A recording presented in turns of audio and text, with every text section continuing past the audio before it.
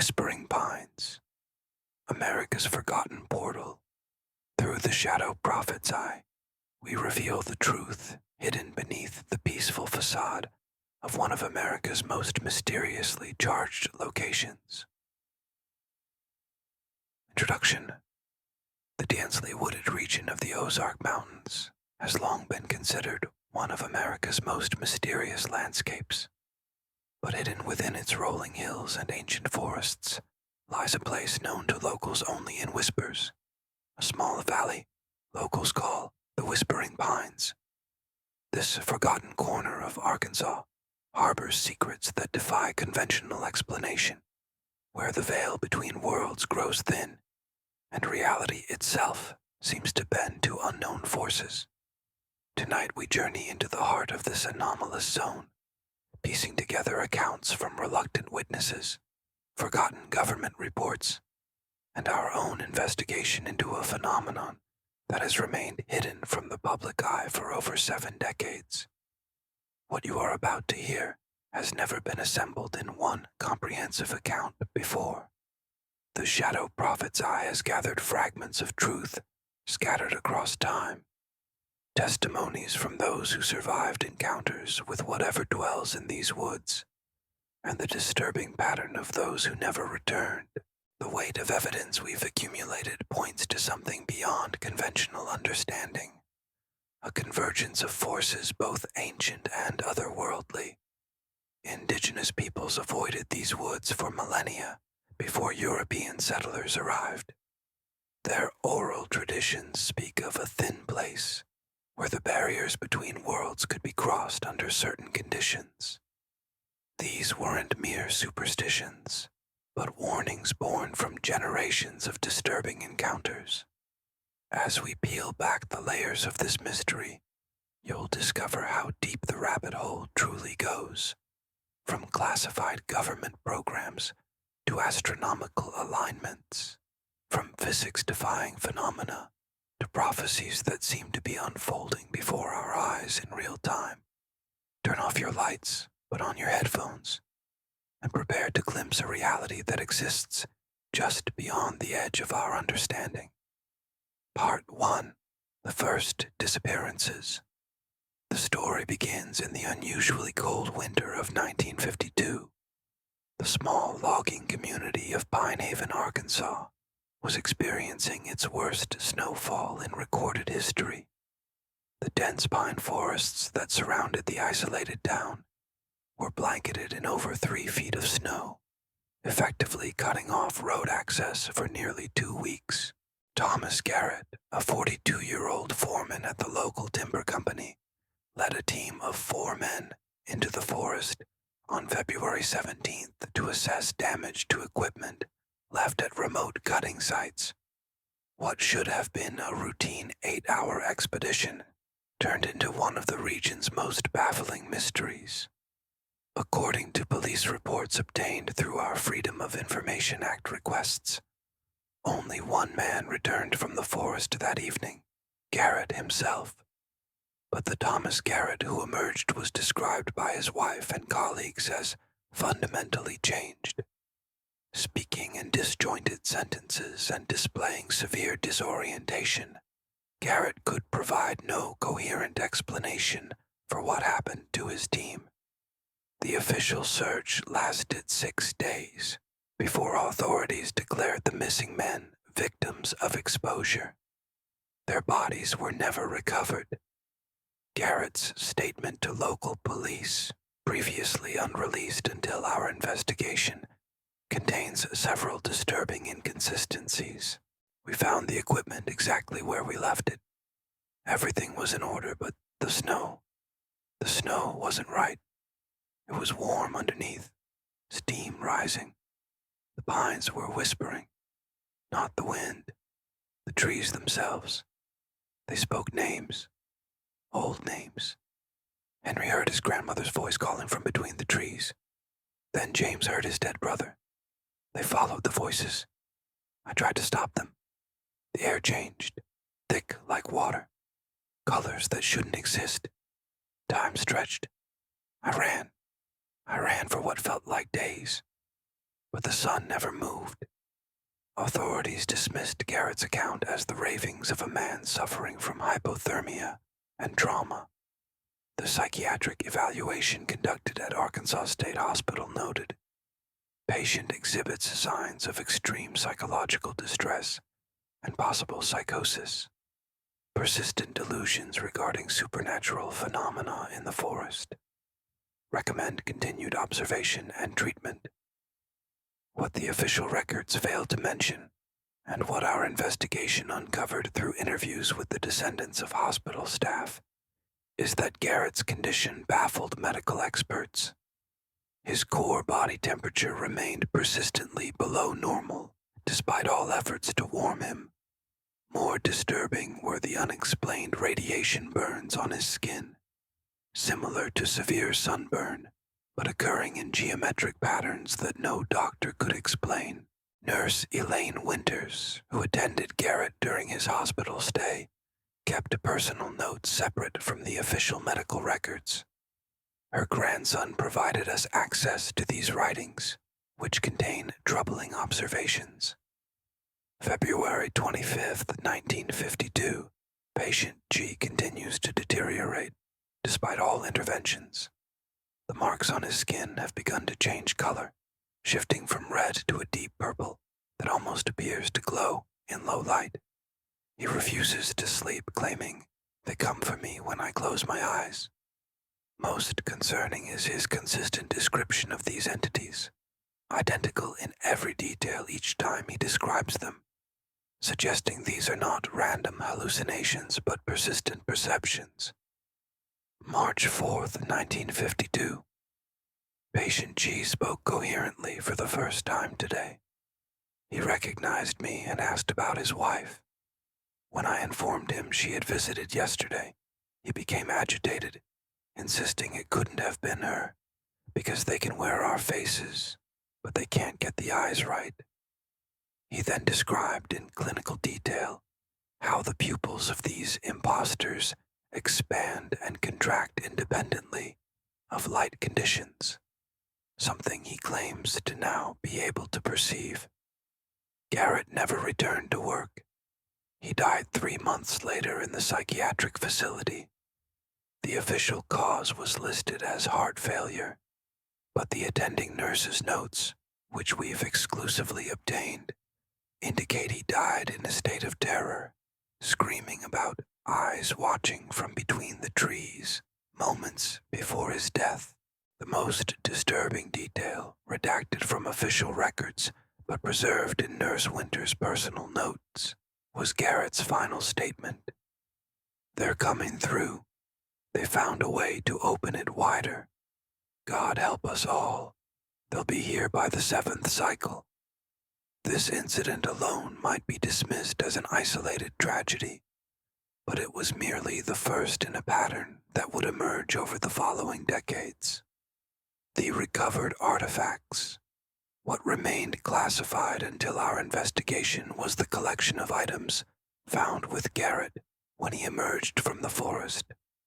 According to police inventory logs marked confidential and later transferred to military custody, Garrett carried objects that defied explanation.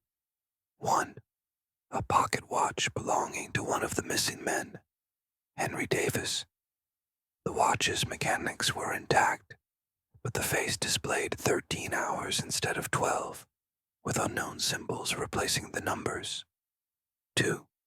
A rock sample later determined to contain minerals not naturally occurring in North America, or anywhere on Earth, according to classified geological analysis. 3. 3 Polaroid photographs showing what appears to be the missing team standing in the forest. However, the proportions of the trees and the quality of light are described as inconsistent with terrestrial conditions.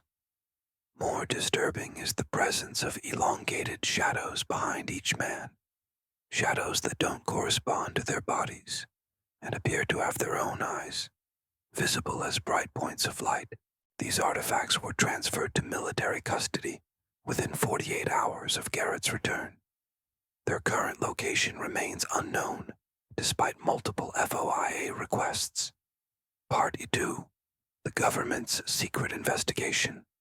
In 1958, 6 years after the Garrett incident, a classified Air Force investigation was launched in the same region. Our research has uncovered previously redacted documents through FOIA requests that reveal the military's interest in what they termed spatial-temporal anomalies in the Ozark region. Project Whisper, as it was code-named, was ostensibly established to investigate unusual radar readings that were interfering with nearby military installations. But the actual scope of the investigation went far beyond standard electromagnetic interference research. Dr. Eleanor Reisner, a physicist contracted by the Air Force for the project, established a small research outpost less than 3 miles from the site of the original Garrett incident. Her team's equipment recorded what the technical documents describe as inexplicable gravitational fluctuations and localized temporal distortions. In Dr. Reisner's personal journal, which we obtained from her granddaughter, entries from April 1959 reveal growing concern. April 12, 1959. The instruments continue to record impossible readings. The temporal displacement seems to increase during the new moon. We've measured time dilation effects that violate everything we understand about physics. Objects placed within the affected zone age at different rates. A clock left overnight recorded 37 hours, while only 8 hours passed outside the zone. April 17th, 1959. Henderson hasn't returned from his collection rounds. The military personnel are saying it's desertion, but I know better. He was a dedicated scientist. The readings spiked dramatically at the exact time of his disappearance. Something is happening in those woods that defies scientific explanation. April 23rd, 1959. They're shutting us down. Colonel Blackwood arrived today with orders to dismantle the station. All findings are to be classified. When I questioned him, he told me that some things are better left unstudied. What are they hiding? What did they know before they even sent us here? Project Whisper was officially terminated on April 25th, 1959. All equipment was removed and personnel were reassigned. Dr. Reisner attempted to continue her research independently but found her academic funding mysteriously cut off. Her subsequent efforts to publish her findings were blocked, and according to her family, she was subjected to ongoing surveillance until her death in 1977. The military's official records state that Project Whisper was closed due to budget constraints and lack of significant findings. However, declassified funding records show that the money was simply redirected to a new project with the designation Pine Haven Containment Operations. What was the military attempting to contain? And why has this information remained hidden for over 6 decades? The Blackwood Connection. Our investigation revealed an unexpected connection. Colonel Everett Blackwood, who ordered the termination of Project Whisper, was born in Pine Haven. His family records, accessed through distant relatives still living in the region, show that the Blackwoods were among the original settlers of the area in the 1880s. More intriguing is a letter we discovered in the personal effects of Dr. Reisner, apparently written by Colonel Blackwood, but never sent through official channels. Eleanor, I cannot explain, through official communication channels, why your project must end. Some knowledge is dangerous, not because of what we might do with it, but because the very act of observation changes what is being observed. My grandfather wrote extensively about the forest and what dwells there. He believed that attention feeds it, that scientific scrutiny strengthens the connection between worlds. Your instruments aren't just measuring the phenomenon, they're amplifying it. My family has served as watchers for 3 generations. We observe, but we do so passively, from a distance. Active investigation tears the veil. For the safety of everyone, including yourself, this work must stop. There are things mankind is not meant to understand, and the entities beyond the veil are among them. Destroy this letter after reading. Your phones are monitored. Trust no one in uniform. The letter was never sent, discovered instead among Blackwood's personal effects after his death in 1971. What's most disturbing is that his autopsy revealed an unusual cause of death: rapid cellular degeneration, consistent with extreme radiation exposure, though he had no known contact with radioactive materials. The coroner's private notes, obtained through his son, state, cellular structure appears to have aged approximately 70 years within a 24-hour period. No known pathogen or radiation source could cause such effects. The lost expedition of 1962 heavily redacted military records reference a second expedition into the heart of the Whispering Pines in November 1962, during the height of the Cuban Missile Crisis, when public attention was focused elsewhere. Designated Operation Looking Glass. This mission involved a specialized team of 3 scientists and 4 military personnel with advanced sensing equipment. According to the fragmentary records available, the team established a base camp on the eastern edge of the anomalous zone and planned to remain for 7 days. All communications ceased after the 2nd day. A retrieval team found the camp abandoned, equipment still running, but no sign of the 7-member team. The retrieval team's report contains disturbing details. Base camp intact but for a single tent, which appears to have been inverted is the only term that seems appropriate. The material is turned inside out in a manner that would be physically impossible without disassembly. All recording devices functional, but containing no data from the 48-hour period preceding our arrival. Personal effects of all 7 team members present, including clothing that appears to have been shed systematically. Footprints lead away from camp in 7 different directions, all terminating abruptly after approximately 20 meters, as if the subjects simply vanished mid-stride. Most concerning is the discovery of what appears to be a makeshift gateway or arch constructed from local branches approximately 100 meters from the main camp. The construction is crude, but incorporates precise mathematical ratios in its dimensions and alignment with celestial coordinates. Unknown symbols have been carved into each component. Request immediate containment protocol and Class 3 memory suppression for all retrieval personnel. The retrieval team members were immediately reassigned to remote postings around the world: Antarctica, Greenland, isolated Pacific islands.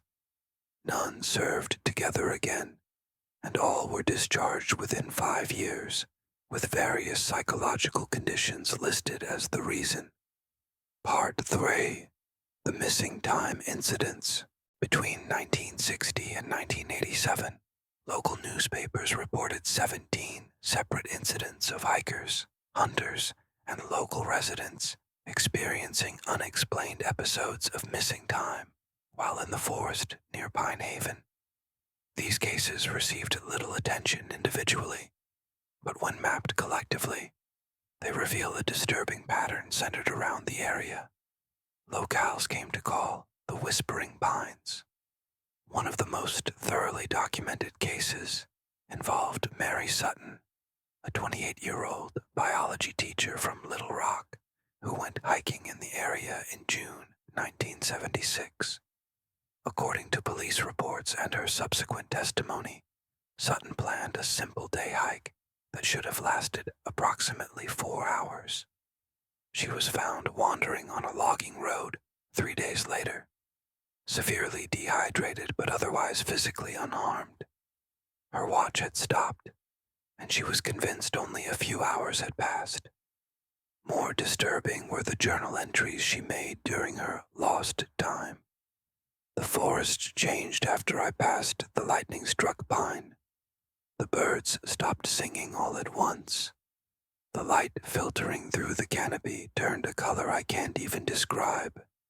Not green, not gold, but something my eyes have never seen before. I came across a clearing that wasn't on any map.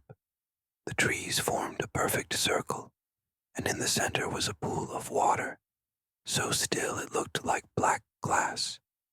My reflection in the water wasn't right. It moved differently seconds before I did, like it was leading rather than following. There are voices in this forest. They sound like people I've known. My mother, my childhood friend, who died when I was 12. They're calling from between the trees. But when I look, there's nothing there. The strangest thing is the sky. I can see what look like stars, but it's the middle of the day, and they're arranged in patterns I don't recognize. Where am I? What is this place? Sutton's final entry simply reads, "They're getting closer. The ones who live between the trees, they have so many eyes." When interviewed by local authorities, Sutton had no memory of writing these entries. She returned to Little Rock but suffered from severe nightmares and eventually relocated to California, refusing to ever discuss her experience again. The medical anomalies. What wasn't publicly disclosed were the medical anomalies discovered during Sutton's examination at the local hospital. Our investigation uncovered her sealed medical records through a source at the Arkansas State Medical Archives. The findings are disturbing. Patient exhibits several physiological anomalies inconsistent with 3 days of exposure in wilderness conditions. Despite severe dehydration, cellular degradation is minimal. Blood work reveals significant alterations in quantum cellular states that cannot be explained by known medical science. Of particular concern are the patient's chronobiology markers, which indicate her body has experienced approximately 3.5 hours of biological time, while environmental exposure evidence suggests 72 plus hours have elapsed. This temporal inconsistency affects all systems except the brain, which shows patterns consistent with approximately 2 weeks of continuous consciousness without sleep. Most alarming is the presence of non-terrestrial organic compounds in the patient's bloodstream, molecular structures that violate known chemical bonding principles. These compounds appear to be self-organizing into complex patterns at the cellular level. The examining physician, Dr. Robert Chen, attempted to publish these findings in a medical journal, but was prevented by government intervention. His subsequent research into similar cases was shut down. His laboratory closed under the pretense of budget cuts. Dr. Chen disappeared while driving to a conference in 1978. His vehicle was found abandoned on a highway outside of Pine Haven, but he was never located. Similar accounts appear in police reports, local newspaper clippings, and hospital records throughout this period. Douglas Weber, a hunter who emerged from the forest in November 1968 after being missing for 6 days, insisted only hours had passed and described seeing doors standing upright in the forest with nothing on the other side but stars. The Keller family, whose car broke down on a forest road in 1973, reported that their watches all stopped simultaneously at 3:17 p.m. Though they were found just after sunrise the next day, all 4 family members insisted that from their perspective, only 20 minutes had passed. In 1982, a group of 5 college students camping in the area all experienced the same shared hallucination or vision of the forest floor becoming transparent, revealing what they described as an ancient city built by something not human, far below the surface. What connects these incidents is not just the geographical location, but the consistency of certain elements, altered perception of time, unusual visual phenomena, auditory hallucinations, specifically of deceased loved ones, and a profound sense of being watched by hidden presences, the quantum entanglement theory. In 1985, a theoretical physicist from MIT, Dr. Jonathan Weiss, became interested in the Pinehaven anomalies after encountering Sutton's case in a footnote of a parapsychology journal. His unfinished manuscript, Quantum Locality Violations in Temporally Anomalous Zones, proposed a groundbreaking theory about the Whispering Pines. The consistent reports of time dilation, coupled with the biological data from affected individuals, suggest a localized disruption of quantum entanglement principles. In standard physics, entangled particles maintain instantaneous connection regardless of distance. The Pinehaven anomaly appears to be a region where this entanglement extends to the macro scale, creating a bubble where time itself becomes nonlinear. More concerning is the evidence suggesting intentional manipulation of these quantum effects by an outside intelligence. The mathematical precision of the anomalous zone's boundaries and the cyclical nature of intensity peaks indicate a designed system rather than a natural phenomenon. If my calculations are correct, the Pinehaven anomaly represents a deliberately engineered thin spot between dimensional membranes, essentially a doorway being systematically weakened from the other side. Dr. Weiss disappeared 3 days after submitting the initial draft to his publisher. His apartment showed no signs of forced entry or struggle, but investigating officers reported that all of his research materials had been reduced to ash in his fireplace. The manuscript survived only because a copy had already been sent to his editor. The publisher received a cease and desist order from the Department of Defense the following day, citing national security concerns. All copies were supposedly destroyed, but our investigation located the editor's personal copy, preserved in a safety deposit box with instructions to not open it until after her death. Part 4. The Pinehaven Frequency. In 1992, the bizarre phenomena around Pinehaven attracted the attention of Dr. James Corvus, a geophysicist specializing in electromagnetic anomalies. Initially investigating reports of compass malfunctions and equipment failures in the region, Dr. Corvus discovered something far more significant, an ultra-low frequency sound emanating from the forest itself. This infrasound, measuring between 7 Hz, falls just below the threshold of human hearing, but is known to cause feelings of anxiety, dread, and in some cases, visual hallucinations. What made the Pinehaven frequency unique was both its strength and its irregular pattern. It's not constant, and it's not random, Dr. Corvus noted in his unpublished research.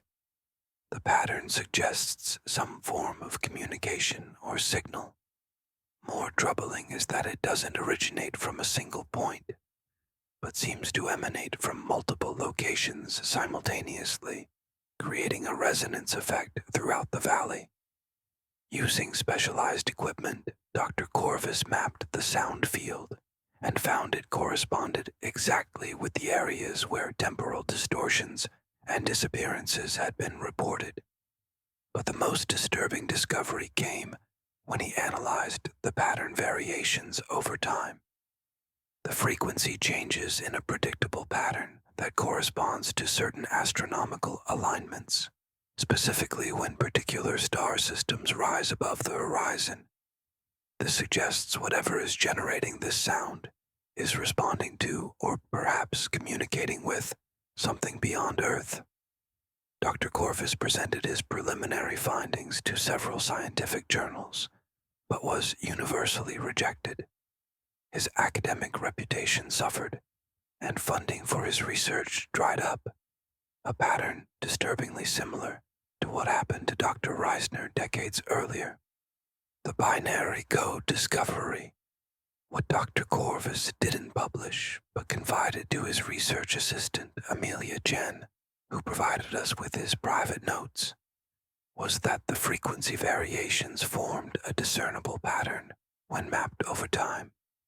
When converted to binary code, these patterns yielded what appeared to be coordinates.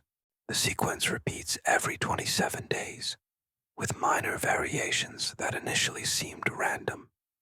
When plotted as a binary signal, presence versus absence of the 7.8 Hz tone, and converted to numerical values, the result is a set of stellar coordinates pointing to a specific point in the Cygnus constellation. More troubling is that secondary patterns emerged when we expanded our recording time.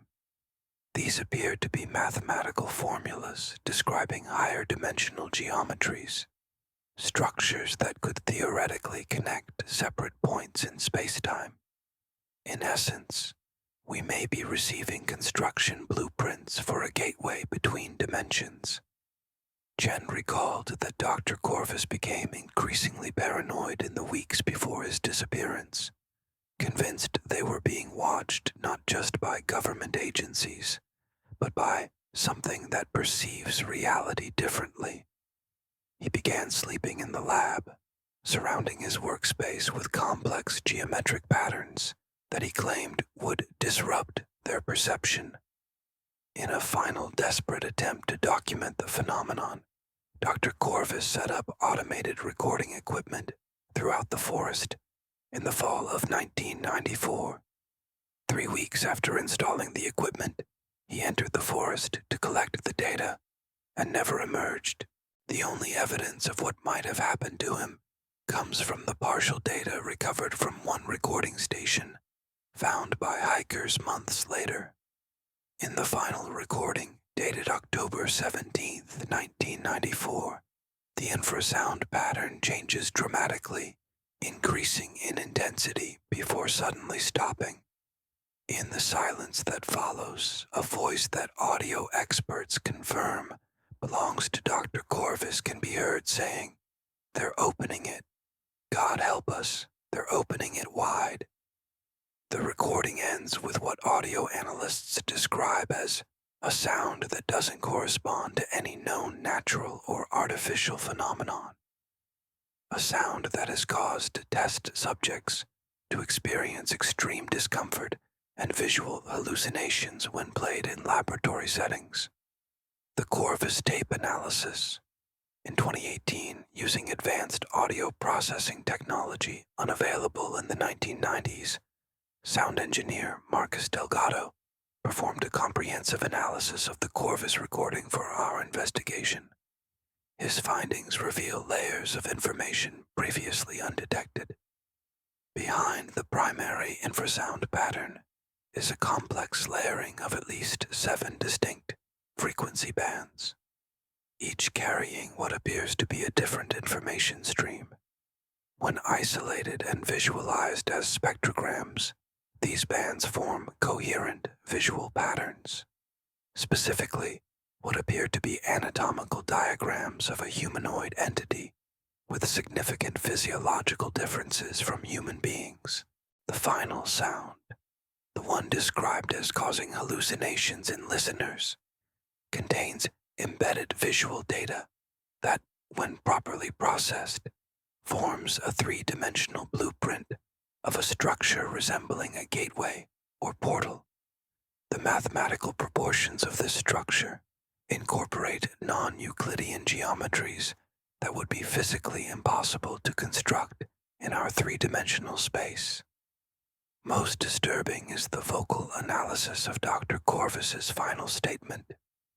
Micro tremors in his voice pattern suggest he was simultaneously experiencing extreme terror and euphoria, a paradoxical emotional state reported by religious mystics during profound spiritual experiences.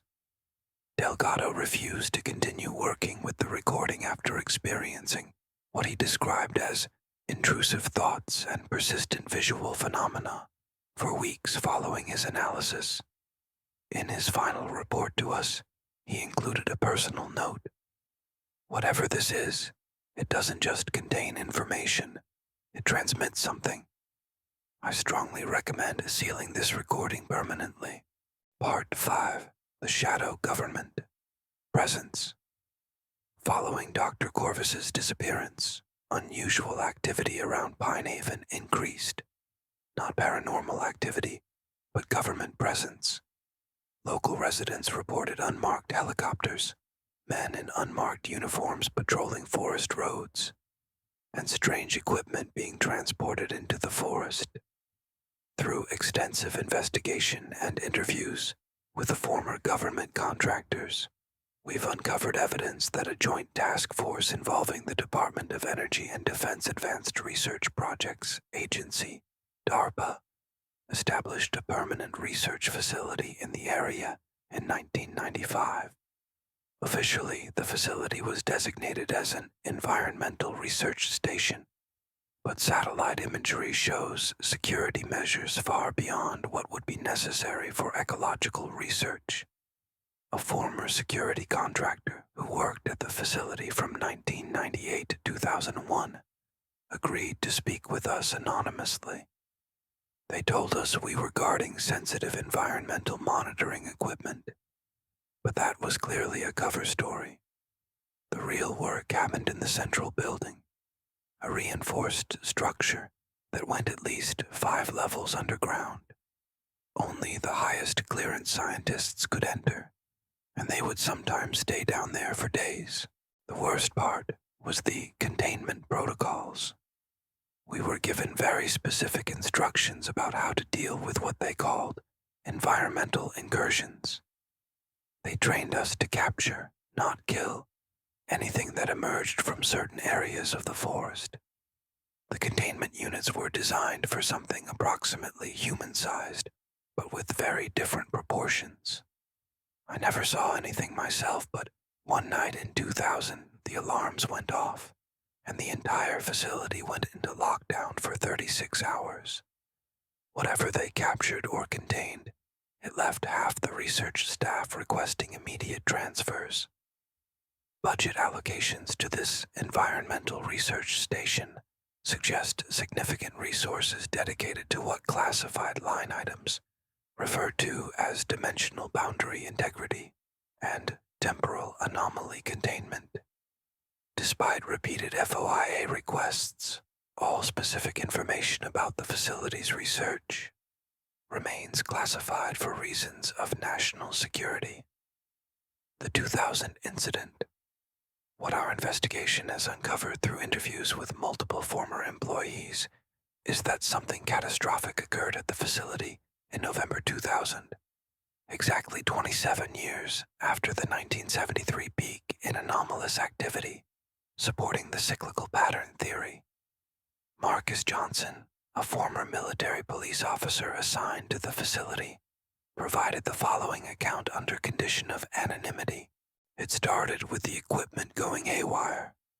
All the sensors were registering massive fluctuations in everything they were measuring. Electromagnetic fields, radiation, even gravity itself seemed to be fluctuating within the containment zone. The scientists were excited at first, rushing around collecting data, but that changed fast when the breaches started. The first one was small, just a shimmer in the air inside the main lab, like heat rising from asphalt. But it grew, spreading out like a tear in fabric. And through it, I can't explain what we saw through it. It wasn't like looking at a landscape or another place. It was like looking at reality from an angle that shouldn't be possible, seeing dimensions folded together. Then they came through, just two at first. They looked almost human but wrong. Proportions weren't right, movements too fluid, like they had extra joints. Their skin, it wasn't skin really. It seemed to shift and ripple with patterns that hurt your eyes if you looked too long. They communicated somehow, not with the sound, but directly into your mind, images and concepts that weren't meant for human brains. The containment team managed to capture them, but not before they did something to three of the researchers, touched them somehow. Those researchers changed over the next few hours, becoming something else. We had to implement the Blackwood Protocol. I can't discuss what that entailed, but those researchers were never officially reported missing. Their families were told they died in a lab accident. After that night, the entire operation changed. It wasn't about research anymore. It was about containment and preparation. Whatever they learned from those entities convinced the leadership that something bigger was coming, something tied to these 27-year cycles. The next peak would be in 2027, and from the way they talked about it, that one would be different, final somehow. Johnson was transferred to a military base in South Korea shortly after the incident and honorably discharged 2 years later with a medical retirement for stress-related conditions. His attempt to access his own medical records revealed they had been classified. In 2007, all visible operations at the facility ceased, and the buildings were demolished. However, satellite imagery reveals continued activity underground, with regular supply deliveries conducted under the cover of darkness. The electromagnetic shield, our most recent intelligence obtained from a contractor involved in maintaining power systems for government installations, indicates that in 2020, an enormous electromagnetic shield was installed around the perimeter of the Whispering Pines area. Disguised as a wildlife conservation effort, the installation involved burying a network of specialized emitters every 100 meters in a perfect circle, encompassing approximately the 13 square miles of forest. The system requires enormous amounts of power, enough to run a small city, routed through disguised substations throughout the region. According to our source, the shield serves a dual purpose. It's not just about keeping something out or in. The field is designed to stabilize quantum fluctuations in the area, essentially reinforcing the fabric of space-time itself. The engineers referred to it as reality anchoring. The power requirements increase every month, suggesting whatever they're trying to hold back is getting stronger. The most disturbing part is the emergency protocol. If the shield fails, it's designed to convert from containment to what they called cauterization, essentially generating an electromagnetic pulse so powerful it would theoretically collapse the quantum wave function of everything within the perimeter. In simple terms, it would attempt to erase that section of reality from existence, rather than allow whatever is on the other side to fully emerge. This installation coincided with a significant decrease in anomalous activity in the region, the first such decrease not explained by the 27-year cycle. However, monitoring equipment placed by our team in early 2023 indicates the shield's effectiveness is diminishing rapidly as we approach 2027. Part 6. The Witnesses. Throughout our investigation, we've interviewed dozens of local residents and visitors who have had encounters in the Whispering Pines. While many requested anonymity, their combined testimonies create a disturbing mosaic of a place where reality itself seems compromised.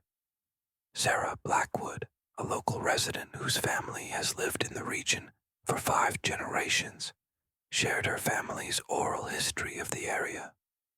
My great-grandfather was part of the original settlement back in the 1880s. They chose this valley because of the rich timber, but from the beginning, they knew something wasn't right about this place. The native tribes, the Osage and others, they wouldn't enter certain parts of these woods. They called it the thin place, or sometimes the doorway land. My grandfather used to tell us that the first winter after they built the sawmill, 3 men went missing. When they found them 3 days later, the men were babbling about cities in the sky and people made of light. All 3 of them hanged themselves within a month. After that, there was an unspoken rule. No one goes into the deep woods alone, and everyone had to be home before dark. My family has kept records of strange occurrences for generations. There's a pattern to it. The phenomena intensify every 27 years, almost to the day. The last cycle peaked in 2000.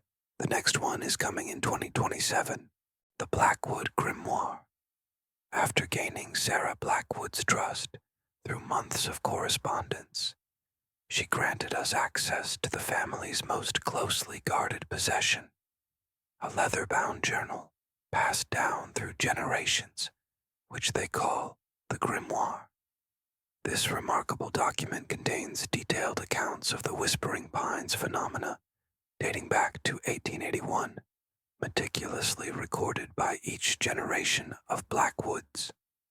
The earliest entries, written by Thomas Blackwood, describe the forest in terms reminiscent of contemporary physics.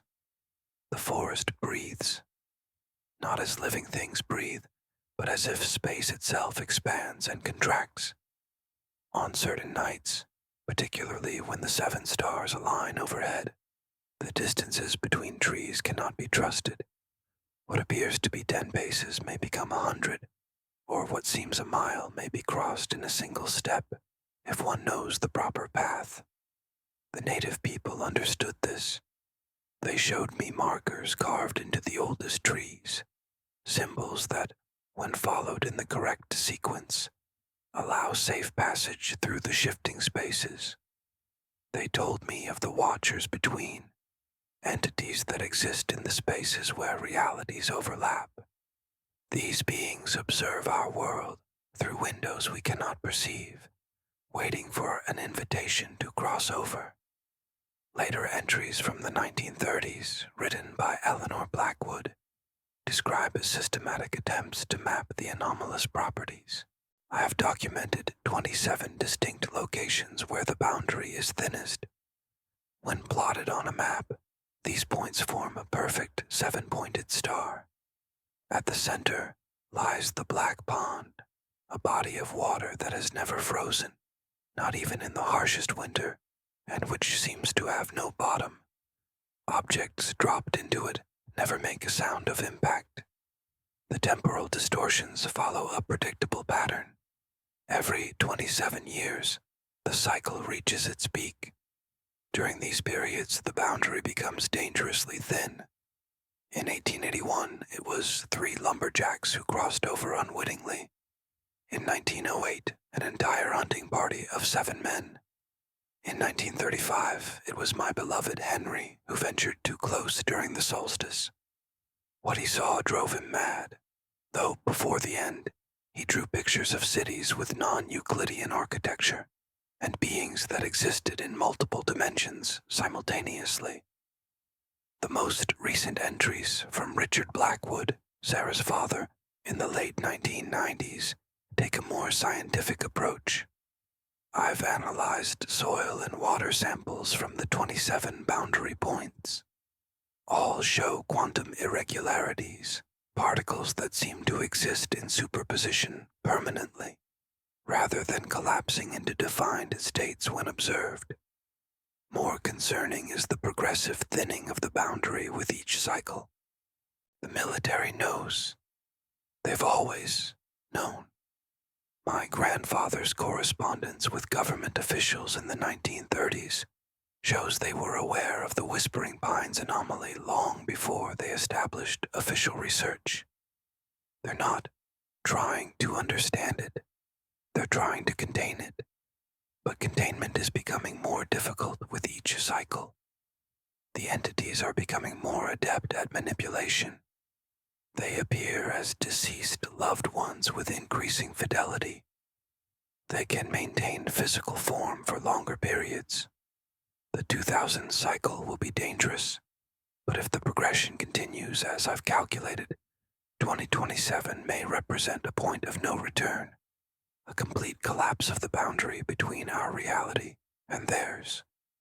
Michael Chen, a wildlife photographer who spent 6 weeks documenting the forest ecosystem in 2015, shared disturbing images captured on his automated trail cameras. I set up 12 cameras throughout the valley to capture nocturnal wildlife. What I got instead defies explanation. 3 of the cameras failed completely. Their internal components melted as if exposed to extreme heat. Though the outer casings were undamaged, the others captured images that should be impossible. Animals that don't exist in North America. Lights that move with apparent intelligence. And in one sequence taken around 3 a.m., what appears to be a tear or ripple in the air itself, like reality folding. Through this tear, the camera captured what looks like a landscape that isn't Earth, strange vegetation, and what might be structures in the distance. Chen's photographs have been analyzed by multiple experts in photography and digital imagery. None have found evidence of manipulation or fraud.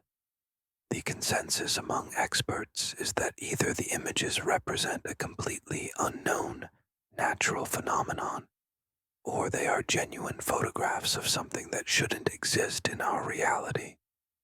The entity. Encounters. Perhaps most disturbing are the consistent reports from different witnesses describing encounters with what they believe are entities in the forest. They look almost human, but wrong somehow. Too tall, joints that bend in impossible ways, and eyes that reflect light like an animal's, but seem to shift position on their faces. It spoke using my dead father's voice. It knew things only he would know. But when I tried to embrace it, my hands went through it like smoke, and its face opened up like a flower made of teeth. Time stops when they're near you. My watch stopped, but that's not what I mean. Everything stops. Birds freeze in mid-flight. Falling leaves hang suspended in the air. And in that frozen moment, they move around you, studying you, like you're an insect under glass. Rebecca Torres, a botanist who visited the region in 2019 as part of an unrelated research project, provided one of the most scientifically detailed accounts of an entity encounter.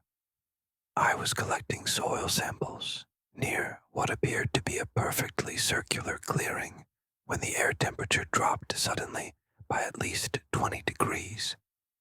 My equipment malfunctioned simultaneously. Digital thermometers, pH meters, everything electronic simply stopped working. That's when I noticed the silence. No birds, no insects, no wind. The entity appeared gradually, like a photograph developing. It stood approximately 7 feet tall, but seemed to be constantly shifting its proportions. Its limbs moved with a fluidity that suggested additional joints, or perhaps a completely different skeletal structure. The surface of its body wasn't solid, but seemed to ripple with patterns that created a visual effect, similar to active camouflage in cephalopods. What disturbed me most was its apparent interest in my equipment. It examined my instruments with what I can only describe as methodical curiosity. It picked up my digital camera and seemed to disassemble it without tools, separating components and examining each piece before reassembling it perfectly. When it handed the camera back to me, the device worked again, but all images in its memory had been replaced with thousands of identical frames. showing what appeared to be complex mathematical equations. The entity communicated not through sound, but through imagery that appeared directly in my mind, geometric patterns that somehow conveyed meaning. I perceived questions about our technology, our perception of time, and our awareness of higher dimensions. The entire encounter lasted approximately 20 minutes, though my watch recorded only 47 seconds passing. Before it departed, it placed something in my hand, what appeared to be a small stone. Under laboratory analysis, the object proved to be molecularly impossible, a crystalline structure that violated known laws of chemical bonding and contained elements not found on the periodic table. The object disappeared from the sealed container 3 days after I removed it from the forest. Doris's account is particularly valuable due to her scientific training and detailed observations. She provided her research notes and the camera with its anomalous images for our investigation. The equations in the images have been analyzed by mathematicians who report they describe geometries possible only in dimensions beyond our standard 3 spatial dimensions. Part 7. The Prophecy Element. Throughout our research, we discovered references to an obscure text known as the Pine Haven Prophecies, handwritten predictions allegedly recorded by Elijah Winters, the town's founder in the final years of his life. The original manuscript was reportedly kept in the town's small historical society until 1973, when it was removed by government officials. However, partial transcriptions exist in private collections and family records of original settlers. The prophecies are written in cryptic, poetic language, but certain passages clearly correspond to events that have occurred in the region. When the sky tears open above the Whispering Grove, they shall look upon our world with hungry eyes. The first to go will be 5 men of timber in the winter of frozen sorrow. Only one shall return, his mind broken by the truth. This passage seems to describe the Garrett incident of 1952 with uncanny accuracy. 5 loggers, one returning mentally broken. More concerning are the passages that appear to describe future events. The 7th cycle brings the final thinning. The doorway that has cracked shall break fully open.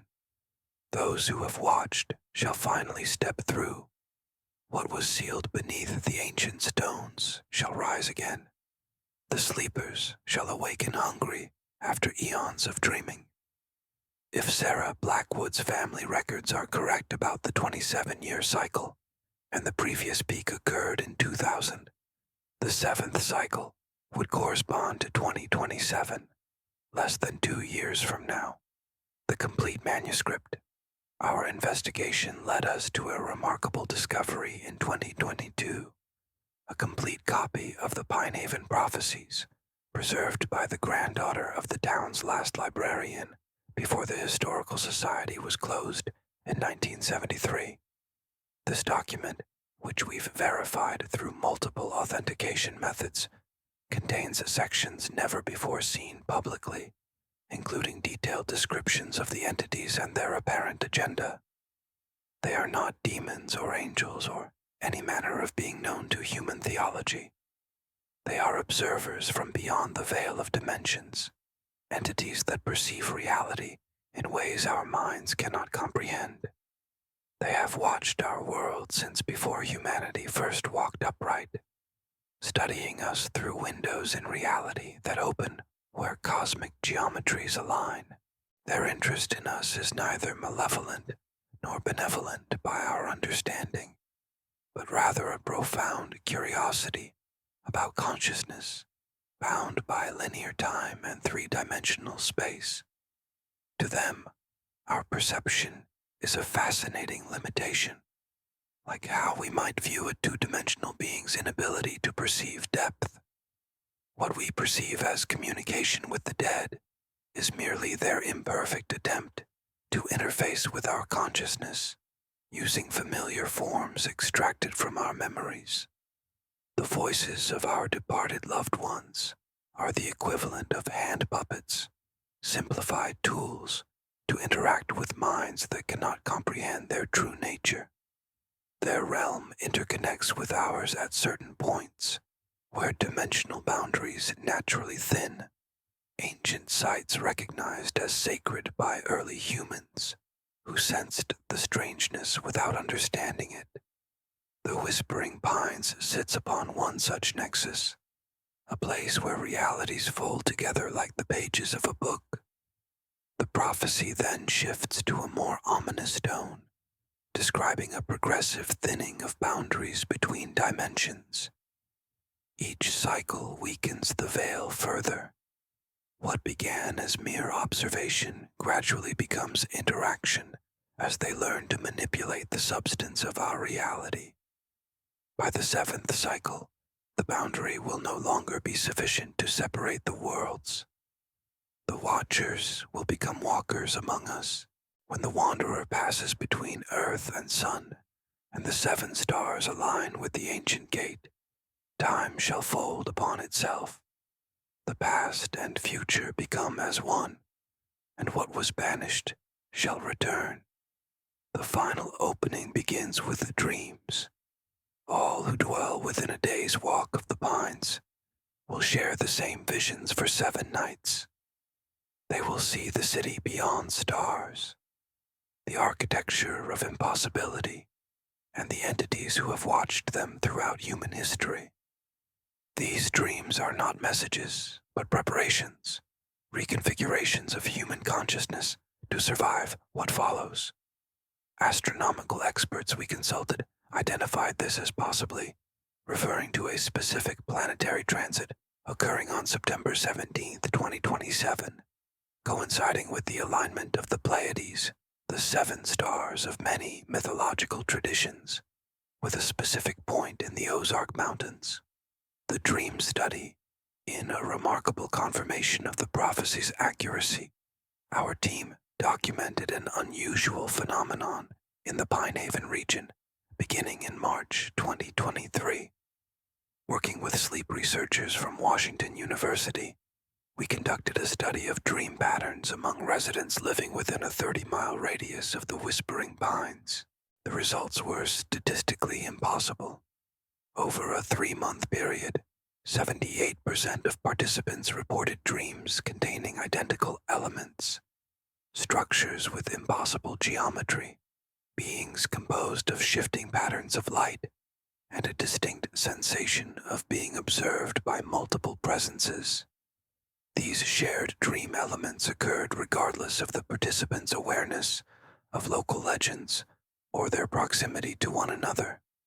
Dr. Elizabeth Morgan, the lead researcher, concluded, "The statistical probability of this level of dream concordance occurring naturally is essentially 0. These aren't cultural archetypes or shared mythological elements. These are highly specific visual and conceptual patterns being experienced simultaneously across a diverse population with no common media exposure that could explain the similarities. More concerning is the neurological impact of these dreams. Brain scans of participants show unusual activity in regions associated with spatial reasoning and higher dimensional mathematics. Parts of the brain that shouldn't be active during normal dream states. It's as if their brains are being reconfigured to process forms of information they normally couldn't perceive. The study was abruptly defunded in June 2023, and Dr. Morgan was offered a prestigious position at a research institution in Switzerland, effectively removing her from the region. Before departing, she provided us with her complete data set and a troubling personal observation. The dreams are intensifying and spreading geographically. Participants further from the epicenter are beginning to report the same patterns. It's as if something is rippling outward, preparing an ever-widening circle of human consciousness for some kind of Transition. Part 8. Recent developments and current monitoring. In the past 5 years, unusual activity around the Whispering Pines has intensified. Our ongoing monitoring has documented a 300% increase in unexplained electromagnetic disturbances in the region. At least 7 cases of missing hikers, 3 of whom were found with no memory of where they had been. Unusual wildlife behavior, including mass migrations away from the area. Increased government presence, with satellite imagery showing new underground construction beginning in late 2023. Most concerning are the seismic readings from the area. Since January 2024, there have been over 200 micro-earthquakes centered precisely in the Whispering Pines Valley. These tremors follow no known geological pattern and occur with mathematical precision, exactly 108 minutes apart. Dr. Samantha Wright, a seismologist who reviewed our data, stated, "These are not natural seismic events. The regularity alone defies natural explanation, but more concerning is the waveform. These aren't typical pressure waves moving through rock. The pattern more closely resembles resonance, as if something massive is vibrating or pulsing beneath the surface. The geological anomalies, ground-penetrating radar surveys conducted covertly by our team in early 2024, revealed something extraordinary beneath the forest floor. At a depth of approximately 300 meters, in the exact center of the area locals call the Whispering Pines, lies a perfectly spherical cavity approximately 100 meters in diameter. This cavity should be impossible according to all principles of geology. Natural caves don't form perfect spheres, and the surrounding rock shows no signs of excavation or human intervention. More bizarre is that the cavity appears to be in constant, subtle motion, expanding and contracting by several centimeters, in perfect synchronization with the regular micro-earthquakes. Dr. Wright's analysis of this phenomenon led to a disturbing conclusion. The cavity appears to be a resonance chamber. Something is using it to generate precise vibrational frequencies that propagate through the surrounding geology. These vibrations are gradually altering the crystalline structure of the bedrock itself, creating what quantum physicists would call a coherent state across a vast area. In theoretical terms, this coherent state could facilitate quantum phenomena at a macroscopic scale, essentially creating conditions where the normal rules of space-time could be suspended or altered. If this process continues at the current rate of acceleration, by September 2027, the entire valley will exist in a quantum state that could be described as partially decoupled from our normal reality. In March 2025, we placed our own monitoring equipment in the region, disguised as wildlife research tools. The data transmitted back confirms Dr. Corvus's earlier findings about infrasound patterns, but with a crucial difference. The intensity is increasing exponentially month by month. If this trend continues, by September 2027, the date referenced in the Pinehaven prophecies, the frequency will reach levels known to cause severe neurological effects in humans within a 50-mile radius of the forest. The temporal echoes, perhaps the most unsettling phenomena documented by our team, are what we've termed temporal echoes, brief periods where past events seem to replay in specific locations throughout the forest. These aren't mere hallucinations. They've been recorded on multiple instruments and witnessed simultaneously by separate observers. During these events, small areas of the forest, typically 5 to 10 meters in diameter, appear to reset to a previous state for periods lasting from a few seconds to nearly 5 minutes. Modern additions like trail markers or research equipment temporarily vanish, replaced by how the area appeared years or decades earlier. In some cases, people no longer living have been observed moving through these zones, completely unaware of present-day observers. Dr. Thomas Reynolds, a quantum physicist who joined our research team in 2024, theorizes, what we're seeing are localized failures in temporal coherence, essentially bubbles, where time isn't flowing linearly.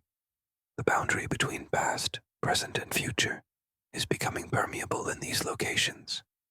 More concerning is the pattern of these events. They're increasing in frequency and duration, and the past being revealed is reaching further back with each occurrence. If this progression continues, we may begin to see larger temporal displacements, potentially revealing the true nature of the entities that have been interacting with this region throughout history. In July 2025, one such temporal echo revealed something extraordinary, a brief glimpse of what appeared to be non-human structures in a clearing that in our time contains nothing unusual. For approximately 47 seconds, observers documented crystalline formations arranged in geometric patterns that, according to mathematical analysis, could only exist stably in four-dimensional space. Part 9. The Convergence Theory.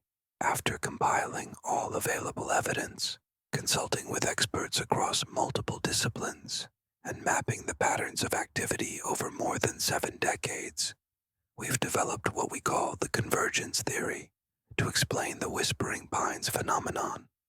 The theory posits that the valley sits at the intersection of multiple dimensional planes, a place where the membrane between realities is naturally thin.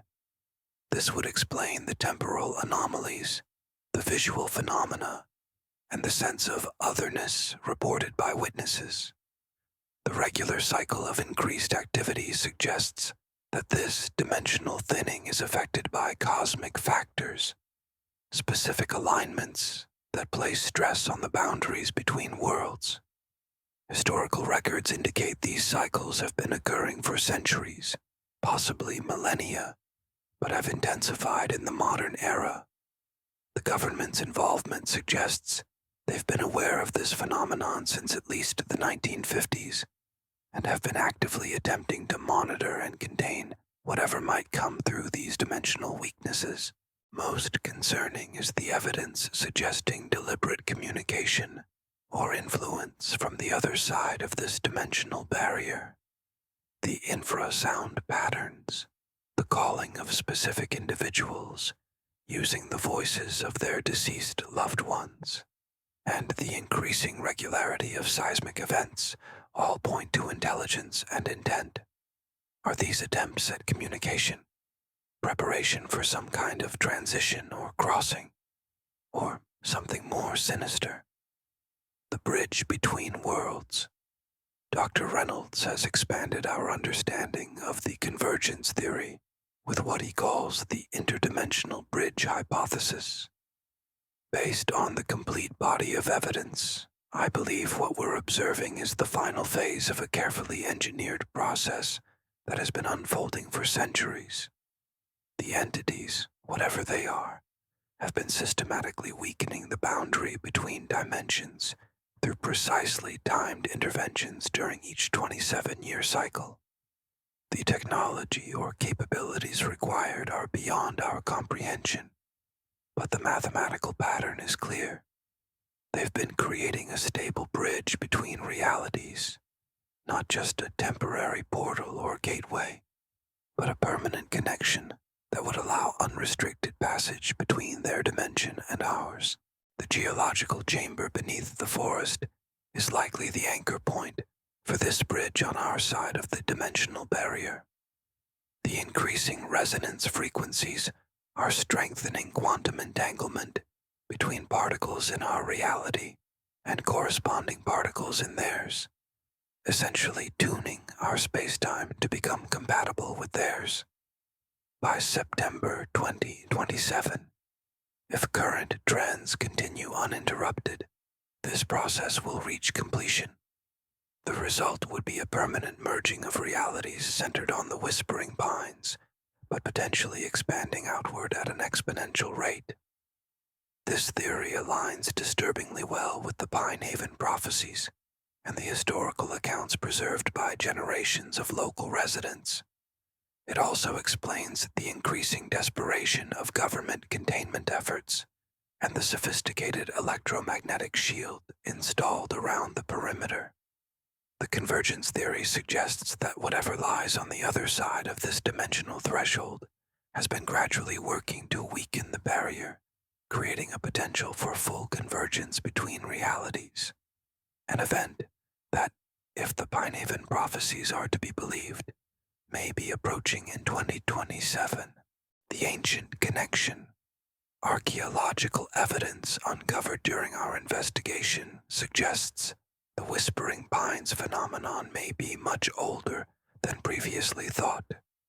In collaboration with archaeologists from the University of Arkansas, working unofficially due to the sensitive nature of the research, we documented several ancient sites within the forest that had escaped previous notice.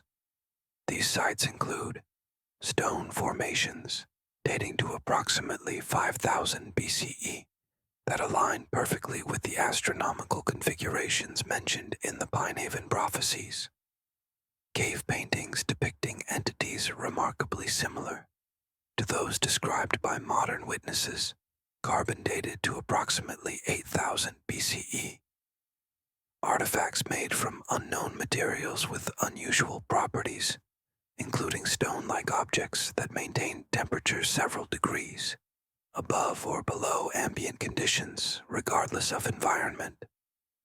Dr. Catherine Whitefeather, an archaeologist specializing in pre-Columbian Native American cultures, noted, "The pictographs and stone arrangements in the Whispering Pines region show remarkable similarities to those found at other global sites associated with anomalous phenomena, from Göbekli Tepe in Turkey to certain locations in Peru's Sacred Valley. All these sites share certain mathematical properties in their construction and astronomical alignments. What's most intriguing is that these various ancient cultures, separated by vast distances and time periods, all created nearly identical symbols to represent what they encountered at these locations. Entities depicted with multiple limbs, eyes that shift position, and the ability to move through solid objects. The evidence strongly suggests that what's happening in the Ozarks isn't new. It's the culmination of a process that has been unfolding for millennia, guided by intelligences that have been interacting with humanity throughout our development.